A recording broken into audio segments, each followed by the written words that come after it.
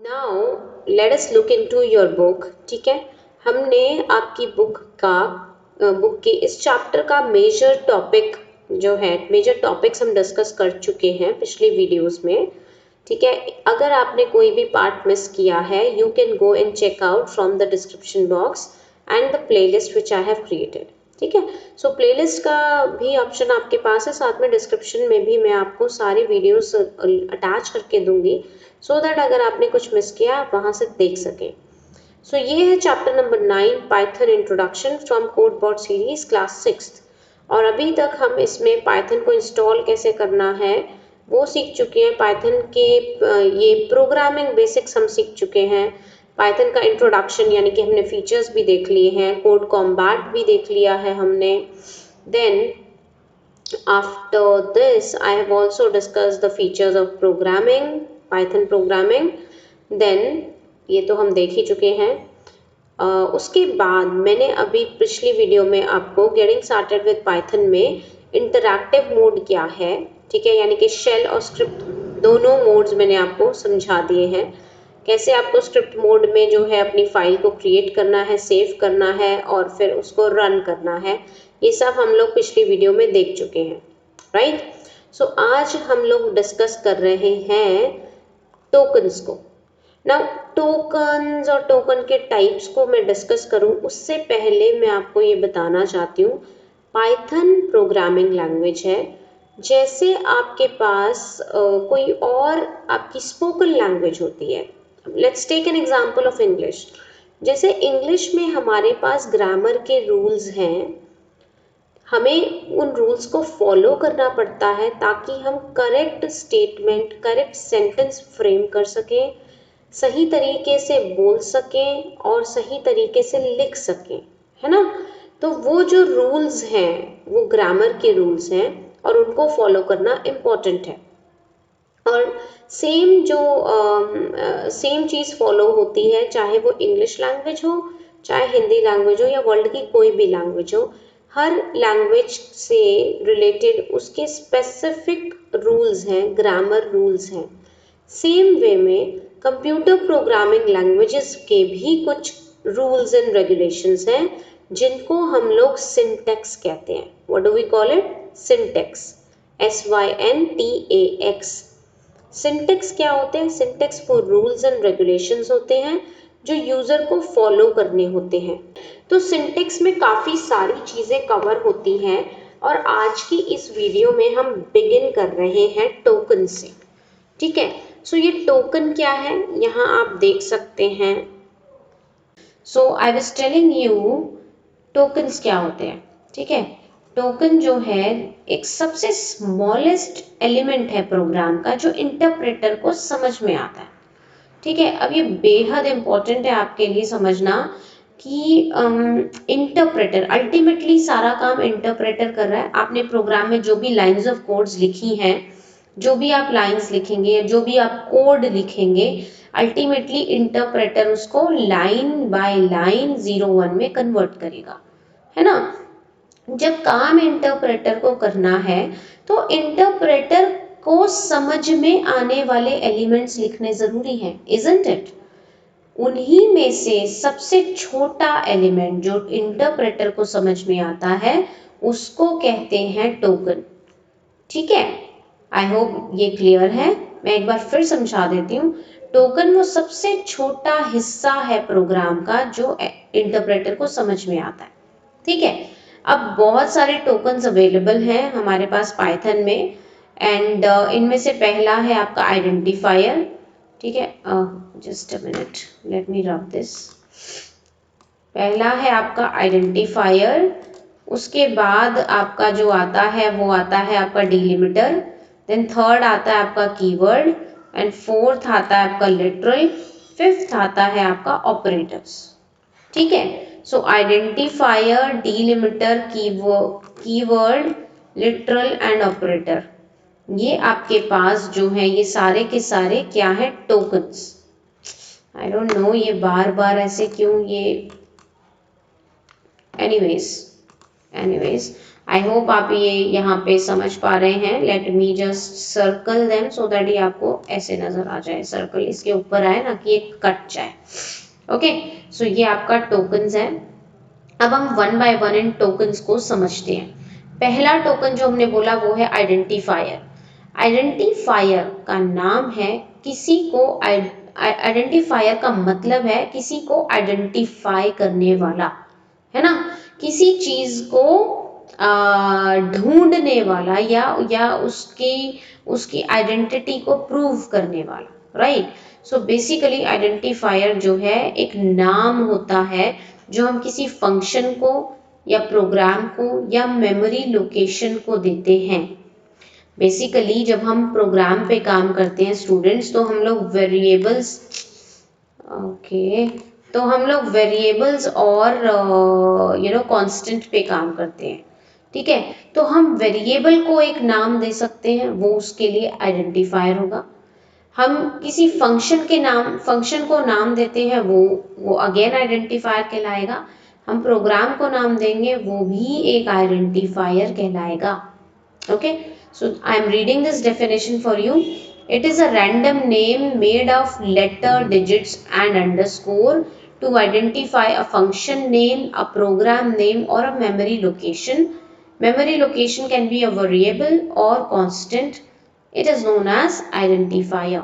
ठीक है, सो किसी भी फंक्शन को दिया हुआ नाम, प्रोग्राम को दिया हुआ नाम या मेमोरी लोकेशन को दिया हुआ नाम आइडेंटिफायर कहलाता है, ठीक है। अब कुछ रूल्स हैं आपके पास, जिन रूल्स को आपको फॉलो करना ही है।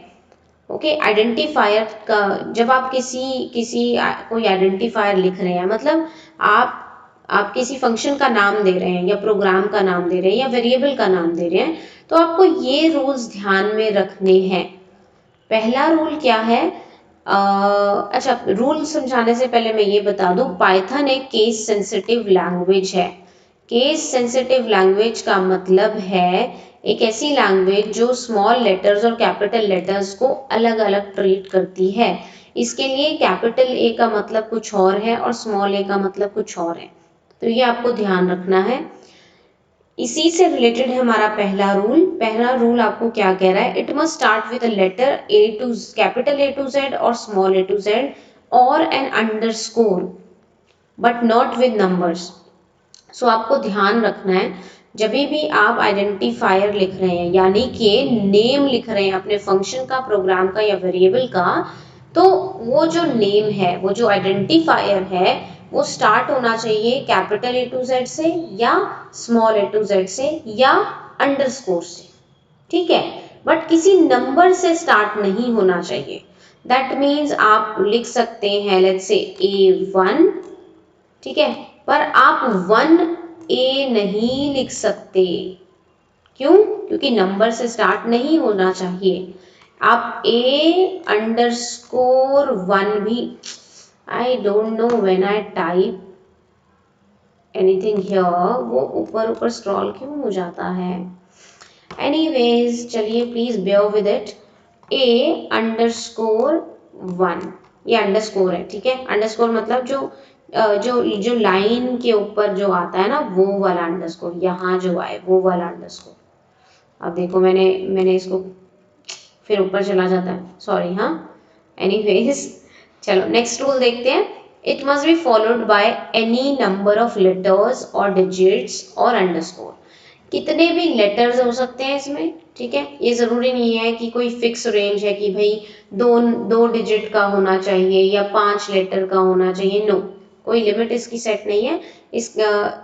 बस स्टार्ट होना चाहिए कैपिटल ए या स्मॉल ए या अंडरस्कोर से, और उसके बाद उसमें कितने भी लेटर्स या डिजिट्स हो सकते हैं, अंडरस्कोर भी हो सकता है, बाद में उसमें डिजिट भी हो सकते हैं, ये ध्यान दीजिएगा, ठीक है।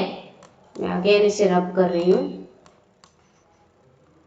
ओके, थर्ड है, ये रिजर्व्ड वर्ड नहीं होना चाहिए।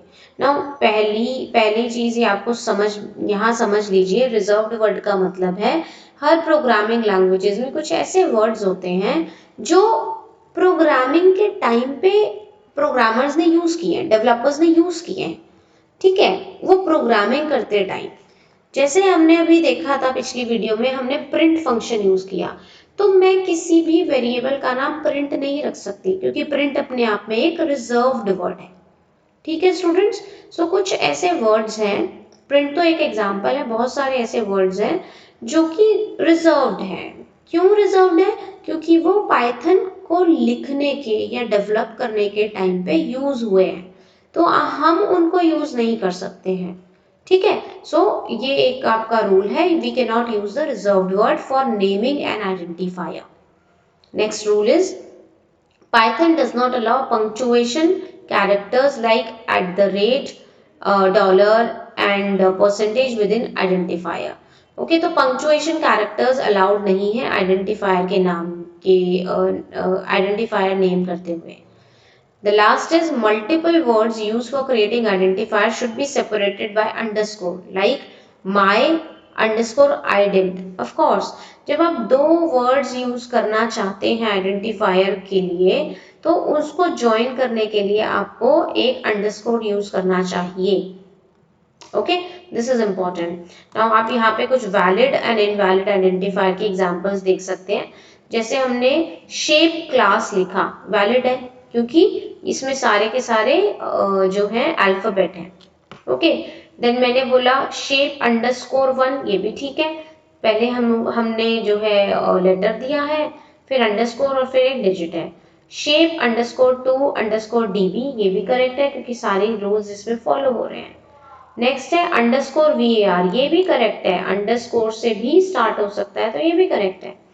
अब इनवैलिड 1 शेप, हमने पहले ही रूल में देखा था कि नंबर से स्टार्ट नहीं हो सकता है, तो ये हमारा हो गया, ये इनवैलिड हो गया। ठीक है, माय स्पेस वैर, स्पेस अलाउड नहीं है, स्पेस के बदले हमें क्या देना चाहिए था, अंडरस्कोर। तो अगर हम ऐसा वाला, ये वाला अंडरस्कोर यहाँ पे दे देते, ये वाला अंडरस्कोर यहाँ, तो ये वैलिड हो जाता।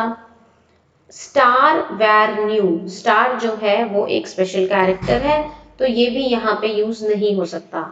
माई एट द रेट वैर, माई एट द रेट वैर, ये एट द रेट जो है ये अगेन एक स्पेशल कैरेक्टर है, ये भी वेरिएबल की नेमिंग में यूज नहीं कर सकते हम। दैट इज वाई ये सारे जो है ये सारे इनवैलिड आइडेंटिफायर्स हैं। Okay, so I hope identifier क्या होता है, आइडेंटिफायर को नेम करने के क्या रूल्स हैं, ये आप सभी को समझ आ गए होंगे। Right, now let us go to delimiter which is the second category of token. Token की ये दूसरी टाइप है डीलिमिटर। डीलिमिटर का मतलब है डीलिमिट करने वाला, किसी चीज को लिमिट या उसकी लिमिटेशन सेट करने वाला। बेसिकली प्रोग्रामिंग लैंग्वेज में, पाइथन में डीलिमिटर का मतलब है कॉमा या सेमीकोलन या डबल कोट्स या brackets. Okay, it is one और more characters that separate the text strings. अब ये टेक्स्ट स्ट्रिंग्स क्या होती हैं ये हम आगे डिस्कस करेंगे, so don't worry about it. उन कैरेक्टर्स को जो इस स्ट्रिंग में आए हैं उन्हें सेपरेट करने के लिए जो चीज़ें हम यूज करते हैं उन्हें डीलिमिटर्स कहा जाता है, जैसे कॉमा, जैसे सेमीकोलन, डबल कोट्स या ब्रेसेस। ठीक है, अब ब्रेसेस देख लीजिए, करली ब्रेसेस है यहाँ पे। ओके, सो ये डीलिमिटर्स हैं। आई होप डीलिमिटर्स भी आप सभी को क्लियर हो गए होंगे। Next is keyword. की अभी हमने यहाँ पे डिस्कस किया था रिजर्व्ड वर्ड के बारे में। कीवर्ड और रिजर्व्ड वर्ड सेम है। ठीक है, ऐसे वर्ड्स जो पाइथन की डेवलपमेंट में यूज हो रखे हैं और हम उनको अपने वेरिएबल के नाम के लिए यूज नहीं कर सकते हैं, उन्हें आप रिजर्व्ड वर्ड या कीवर्ड कहते हैं। ठीक है, सो ये कांस्टेंट के नाम के लिए, वेरिएबल के नाम के लिए, किसी आइडेंटिफायर के नाम के लिए यूज नहीं किए जा सकते। या यहाँ पे एक चीज और आपको ध्यान रखनी है, पाइथन में 33 कीवर्ड्स हैं। Okay, all the Python keywords contain lower case letters except for true, false and none. सारे कीवर्ड्स जो है स्मॉल केस में है, यानी कि स्मॉल अल्फाबेट्स हैं, सिवाय ट्रू, फॉल्स और नन के। आप इन्हें ध्यान से देखिए, टी, एफ और एन, पहला लेटर इन तीनों का कैपिटल है। ठीक है। सो इन तीनों को छोड़ के बाकी सारे जो कीवर्ड्स हैं वो स्मॉल हैं, और आप यहाँ पे कीवर्ड की 33 कीवर्ड्स जो ये हम बोल रहे हैं उसकी पूरी लिस्ट आप यहाँ पे देख सकते हैं। ओ माय गॉड, ऐसे लग रहा है 3 की पावर 3 है। एनीवेज, आई होप आपको समझ आ गया होगा, मैंने 33 कीवर्ड्स बोले हैं, ठीक है। एंड ये लिस्ट में लेट मी कॉल देम, मैं इनको एक बार बोल देती हूँ सो दैट आपको समझ में आ जाए। True, assert, as, global, raise, non-local, false, def, finally, for, try, in, none, class, elif, if, or, not, and, continue, del, from, return, is, as, break, accept, import, pass, lambda। ठीक है। सो ये 33 words हैं, and आप ध्यान से देखिए, यहाँ पे भी आप देख सकते हैं सारे स्मॉल में हैं except for true, false and none. Okay, so कोशिश करिए आप इन कीवर्ड्स को लर्न कर लीजिए ताकि आप गलती से भी किसी वेरिएबल का नाम इनमें से किसी वर्ड के जैसा ना दे दें, ठीक है। चलिए अब हम बात करते हैं अपनी थर्ड टोकन की, सॉरी फोर्थ टोकन की। फोर्थ है ना ये, 1 2 3 एंड या फोर्थ। तो फोर्थ हमारा टोकन है लिटरल। लिटरल जो है बेसिकली एक ऐसी वैल्यू होती है जो चेंज नहीं होती है, ठीक है। आप इसको कांस्टेंट वैल्यू भी कह सकते हैं, राइट। सो मैं ये आपके लिए रीड कर रही हूँ इसका definition. The data items that never change their value throughout the program run are called literal. जब आपका प्रोग्राम रन हो रहा है ये वैल्यूज चेंज नहीं होती हैं, इन्हें लिटरल कहते हैं। Theoretically, literals can be any number, text or any information that represents a value. Basically literal का मतलब एक नंबर हो सकता है, एक टेक्स्ट हो सकता है, एक वैल्यू हो सकती है जो सेम रहती है, ठीक है। पाइथन के अंदर 4 तरीके के लिटरल्स हैं। पहला है स्ट्रिंग लिटरल। स्ट्रिंग जैसा कि मैंने आपको बोला था एक से ज्यादा लेटर है, ठीक है। फिर इंटीजर लिटरल है। इंटीजर लिटरल जो है नंबर्स होते हैं, वो पॉजिटिव भी हो सकते हैं, वो नेगेटिव भी हो सकते हैं, और वो जीरो भी हो सकता है। आप यहाँ देख सकते हैं 0 1 2 -1 -2 ये सारे इंटीजर लिटरल में आते हैं। Floating point literal. Floating point का मतलब है ऐसे नंबर्स जिनके अंदर डेसिमल वैल्यू है, जैसे 3.14 2.05 1.6 7.9 ऐसे numbers, they are called floating point literals. Last category है बुलियन लिटरल। बुलियन लिटरल का मतलब है ऐसे लिटरल जिनकी वैल्यू या तो ट्रू हो सकती है या फॉल्स हो सकती है, ठीक है। यहाँ मैं एक चीज आपको और समझाना चाहती हूँ, ट्रू का मतलब 1 होता है, फॉल्स का मतलब 0 होता है, ठीक है। चलिए, सो विद दिस हमने लिटरल्स भी समझ लिए। अब हम बात करते हैं ऑपरेटर्स की। ओके, मैंने ऑपरेटर का कॉन्सेप्ट आपको एक्सेल में भी पढ़ाया है, अगर आपको ध्यान हो तो हमने वहां पर भी ऑपरेटर्स डिस्कस किए थे। यहाँ हम अरिथमेटिक डिस्कस कर रहे हैं। एंड ये ऑपरेटर्स होते क्या हैं? ऑपरेटर्स वो स्पेशल सिंबल्स हैं जिनकी हेल्प से अरिथमेटिक और लॉजिकल कंप्यूटेशंस होती हैं, ठीक है। वो सिंबल्स जो अरिथमेटिक कैलकुलेशंस करवाते हैं या लॉजिकल कैलकुलेशंस करवाते हैं, ठीक है। वो वैल्यूज जिनके ऊपर ये ऑपरेटर काम कर रहे हैं उनको ऑपरेंड कहते हैं। जैसे let me give you an example, अगर मैं बोलूं 3 प्लस 4, ठीक है, तो यहाँ पे ऑपरेटर है प्लस, यानी कि ऐड एडिशन का ऑपरेटर, और ये 3 और 4 जो है ये है ऑपरेंड्स। ओके, ऑपरेंड जिनके ऊपर ऑपरेशन परफॉर्म हो रहा है, और ऑपरेटर क्या है?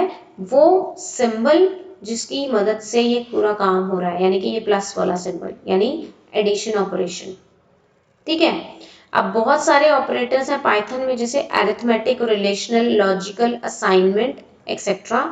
पर इस चैप्टर में क्योंकि आप बेसिक लेवल का चैप्टर पढ़ रहे हो, इसीलिए हम यहाँ पे पहले अरिथमेटिक ऑपरेटर्स को ही डिस्कस कर रहे हैं। अरिथमेटिक ऑपरेटर्स की हेल्प से हम mathematical basic maths operation perform कर सकते हैं, जैसे प्लस ऑपरेटर एडिशन या कंकैटिनेशन का काम करता है। एडिशन करेगा न्यूमेरिक वैल्यूज के साथ, जैसे अगर मैंने 200 प्लस 45 दिया तो आंसर आ जाएगा 245 प्लस हो जाएगा। और अगर मैंने स्ट्रिंग दिया, डबल कोट्स में मैंने लिखा गुड फिर प्लस और आगे डबल कोट्स में यहाँ पे स्पेस है फिर प्लस और डबल कोट्स में मॉर्निंग लिख दिया, तो ये हो जाएगा गुड मॉर्निंग। और गुड और मॉर्निंग के बीच में एक स्पेस आ जाएगा क्योंकि हमने यहाँ पे एक ब्लैंक स्पेस मेंशन की हुई है। ठीक है, ओके, डोंट वरी, ये मैं आपको प्रैक्टिकली समझा दूंगी जब मैं आपको पाइथन प्रोग्राम रन करके दिखाऊंगी। सो प्लीज वरी मत करिएगा, ये सारे ऑपरेटर्स में आपको प्रैक्टिकली कैसे काम करते हैं I will show you that. Next is the subtraction operator, minus करने का काम करता है। ठीक है, 100 माइनस 20 आंसर 80 आ जाएगा, 80 माइनस 160 माइनस 80 आ जाएगा। ठीक है, आई होप इसमें किसी को कोई प्रॉब्लम नहीं है। Greater plus minus minus sign which one is greater, maths का सिंपल रूल है। ठीक है, नेक्स्ट स्टार ऑपरेटर, इसको हम एस्ट्रिक भी बोलते हैं। ठीक है, टेक्निकली हम इसे एस्ट्रिक बोलते हैं। और ये आपके कीबोर्ड पे जो 8 बना है, 8 बना है, उसके ऊपर है ये की। ठीक है, तो जब आप शिफ्ट के साथ 8 को प्रेस करेंगे तो आपको ये एस्ट्रिक साइन नजर आएगा जो मल्टीप्लाई या रेप्लिकेशन के काम आता है। न्यूमेरिक वैल्यूज में, न्यूमेरिक वैल्यू मतलब नंबर, जब नंबर्स होंगे तो मल्टीप्लाई कर देगा। 4 एस्ट्रिक 5 मतलब 4 5 20, 4 मल्टीप्लाई बाय 5। पर जब मैंने स्ट्रिंग लिखा, पाइथन सिंगल कोट या डबल कोट्स में आप लिख सकते हो स्टार 3 एस्ट्रिक 3, इसका मतलब है ये जो स्ट्रिंग है इसको 3 बार रिपीट कर दो। फाइन, अगर मैं लिखूं हेलो स्टार 5 तो हेलो को 5 टाइम्स रिपीट कर देगा। फाइन, ये भी हम प्रैक्टिकली देखेंगे, सो डोंट वरी। डिवीजन, अगर फॉरवर्ड वाला ये ऐसे वाला डिवीजन है तो ये नॉर्मल डिवाइड करेगा। ठीक है, और नॉर्मल डिवाइड का मतलब होता है आपको क्वेश्चन दे देना। ठीक है, और ये फ्लोर डिवीजन क्या होता है, इंटीजर डिवीजन क्या होता है, ये आपको सिर्फ और सिर्फ जो है आपको इंटीजर वैल्यू देगा, डेसिमल वाला पॉइंट, डेसिमल के बाद की वैल्यू नहीं देगा। ठीक है, तो ये आपका इंटीजर डिवीजन या फ्लोर डिवीजन होता है, डबल फॉरवर्ड स्लैश से ये डिनोट किया जाता है। देन आपका मॉड्यूलस या रिमाइंडर ऑपरेटर आता है जो कि परसेंटेज साइन से डिनोट होता है। जब आप कुछ भी लिख रहे हैं जैसे 16 7 परसेंटेज 9 लिख रहे हैं तो आपको यहाँ पे दिखेगा रिमाइंडर, यहाँ आपको क्वेश्चन नहीं दिखेगा। ठीक है, देन नेक्स्ट है आपका एक्सपोनेंशिएशन। एक्सपोनेंशिएशन का मतलब है पावर। अगर मैंने लिखा 8 डबल स्टार 2, 8 को 2 टाइम्स जो है मतलब 8 की पावर 2 किया जाएगा, which will be 8 into 8 and answer will be 64। ठीक है, सो ये आपके अरिथमेटिक ऑपरेटर्स हैं। आई बिलीव ये आपको समझ आ गए होंगे। एंड इन केस अगर आपको इसकी फंक्शनिंग में कोई भी प्रॉब्लम लग रही है, please don't be worried. Next video में आपको इन्हीं की प्रैक्टिकल शो करते हुए बनाऊंगी, सो डोंट वरी। आगे बढ़ते हैं, लाइंस एंड इंडेंटेशन की बात करते हैं। पाइथन में प्रोग्राम किस तरीके से लिखा जा रहा है, लाइंस में, और इंडेंटेशंस कहाँ कहाँ है, ये बहुत इंपॉर्टेंट है। तो आपको इंडेंटेशन जो है समझनी जरूरी है। पहले मैं जरा ये पैराग्राफ पढ़ देती हूँ and then I am going to explain it. Python is very particular about program layout, especially regarding lines and indentation. A Python program is made up of one or more physical lines. Each physical line may end with a comment. The text written in the comment are ignored by Python. Python uses indentation to express the block structure of a program. An indentation is an empty space at the beginning of block of code.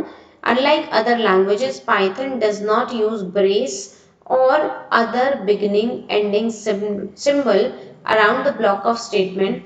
Indentation is the only way to denote blocks. Yeah, now this is very important कि Python programmes के अंदर हम लोग indentation लगाते हैं। Indentation का मतलब है आपने एंटर की प्रेस की और एंटर की प्रेस करने के बाद जैसे आपने एक टैब की प्रेस कर दी तो आप कुछ स्पेसेस आगे आ जाते हैं। ठीक है, वो बेसिकली ब्लैंक या एम्प्टी स्पेसेस रहती हैं, जिससे पता चलता है कि यहाँ से कोड का यहाँ से ब्लॉक जो है बिगिन हो रहा है। ठीक है, इसको मैं प्रैक्टिकली और एक्सप्लेन करूंगी, सो वरी मत करिएगा। यहाँ इतना समझ लीजिए, इंडेंटेशन यानी कि स्पेसेस देना बहुत इंपॉर्टेंट है पाइथन के लिए, क्योंकि पाइथन जो है ना ब्रैकेट्स को यूज नहीं करता है बिगिनिंग और एंडिंग शो करने के लिए। ठीक है, जैसे जब हम C++ या C लिख रहे होते हैं ना, तो हम कोई फंक्शन अगर लिखते हैं, उसके जस्ट नीचे हम लोग करली ब्रेसेस लिखते हैं और फिर जो भी उसका कोड होता है वो लिखते हैं एंड फाइनली करली ब्रेसेस को बंद कर देते हैं। तो इससे जो है कंपाइलर या इंटरप्रेटर को पता चलता है कि ये एक ब्लॉक ऑफ कोड है, यहाँ से शुरू हुआ है और यहाँ पे खत्म हुआ है। But this is not the case with Python, क्योंकि यहाँ पे पाइथन में हम लोग ब्लॉक को या किसी फंक्शन को स्टार्ट करने के लिए ब्रेसेस यूज नहीं कर रहे हैं। Okay, that is why indentation becomes important. I hope ये सभी को समझ आ रहा है। So far things are clear to all of you. Now let us talk about comments. Now students remember, comments बहुत इंपॉर्टेंट है। कमेंट का मतलब होता है आप अपना प्रोग्राम लिख रहे हैं और साथ में आपने किस लाइन में क्या किया है, क्यों किया है, वो भी आप रीजन लिख रहे हैं। ठीक है, उससे क्या बेनिफिट है आपको, आप अगर कुछ दिन बाद या कुछ महीने बाद अपना प्रोग्राम ओपन करके देखेंगे तो आप समझ पाएंगे कि इस लाइन में मैंने क्या करने की कोशिश की थी। So it is to make your program code more readable and easy to understand, right? और ये आप ही के नहीं बल्कि अगर आप अपना प्रोग्राम अपने किसी फ्रेंड के साथ शेयर कर रहे हैं तो उसको भी बहुत हेल्प करेगा। वो आराम से समझ पाएगा कि आपने इस particular line 1, let's say line 1 में आपने जो लिखा है वो किस लिए लिखा है, लाइन 2 में आपने जो कोड लिखा है उसके पीछे क्या रीजन था। Okay, so this is basically meant to explain the Python code and make it more readable. Okay, now another important thing is comment को कभी भी इंटरप्रेटर एग्जीक्यूट नहीं करता। अब एग्जीक्यूट करने से क्या मतलब है, एग्जीक्यूट करने से मतलब है पाइथन इंटरप्रेटर जहां पे भी ये कमेंट देख लेगा वो उसको छोड़ देगा, क्योंकि कमेंट का काम कमेंट जो है ना वो यूजर के लिए है, अपनी खुद की समझ के लिए।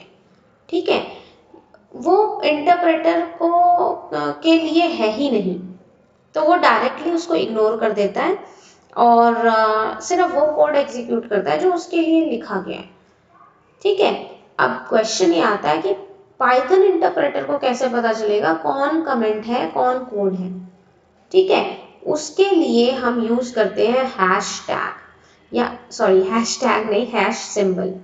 ठीक है, ये हैश का सिंबल है, आपको आपके कीबोर्ड पे 3 जहाँ पे 3 लिखा है ना 3 उसके ऊपर दिखेगा और शिफ्ट के साथ जब आप 3 प्रेस करोगे तो हैश आ जाएगा। तो आप जब प्रॉम्प्ट के आगे हैश टाइप करके जो भी कुछ लिख दोगे वो आपके प्रोग्राम का क्या है, कमेंट है, उस लाइन का कमेंट है और उसको पाइथन का इंटरप्रेटर बिल्कुल भी नोटिस नहीं करेगा, वो आगे बढ़ जाएगा, उसको देखेगा भी नहीं। ठीक है, जैसे आप इस एग्जाम्पल को देखें, इस एग्जाम्पल में 3 लाइंस हैं। पहले लाइन में एक कमेंट है this is the start of program, इसको भी इंटरप्रेटर नहीं देखेगा। सेकेंड में लिखा है अगेन हैश लिखा है, फिर लिखा है प्रिंट हेलो इन पाइथन, ये भी नहीं देखेगा इंटरप्रेटर क्योंकि हैश से स्टार्ट हो रहा है, दैट मीन्स एक कमेंट है। थर्ड लाइन में यहाँ पे प्रिंट लिखा गया है, यानी कि प्रिंट फंक्शन यूज किया जा रहा है और उसकी हेल्प से हेलो प्रिंट कराया जा रहा है। तो फाइनली इंटरप्रेटर थर्ड वाली लाइन को देखेगा और आंसर प्रिंट करा देगा हेलो। ठीक है, आई होप ये समझ आ गया होगा आप सभी को। ये तो था सिंगल लाइन कमेंट, पर अगर बहुत सारी लाइंस ऑफ कमेंट लिखनी है तो आप ट्रिपल कोट्स यूज कर सकते हैं, ट्रिपल सिंगल कोट्स या ट्रिपल डबल कोट्स।